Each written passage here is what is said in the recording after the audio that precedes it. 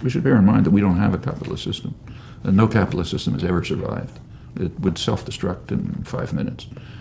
So what we have is a kind of state capitalist system, with the state playing a substantial role in American history, a very substantial role in economic development, in production, in research and development, a lot of other bailouts, lots of other devices to keep the private sector viable. So it's a kind of a state capitalist system. So is there an alternative to this? Of course. For example, the alternative that was taken for granted by 19th century workers before it was sort of beaten out of people's heads by massive propaganda, namely that those who work in the mills should own them and run them. Yeah, that's very natural. And as I say, we've come close to that a number of times, terrifying to private owners. They also held that wage labor is basically no different from chattel slavery, except that it's temporary.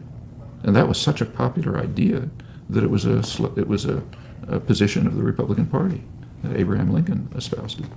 And it makes sense. I mean, there's nothing holy about wage labor. You are renting yourself, which is not very different from being a slave, except that maybe it'll end sometime.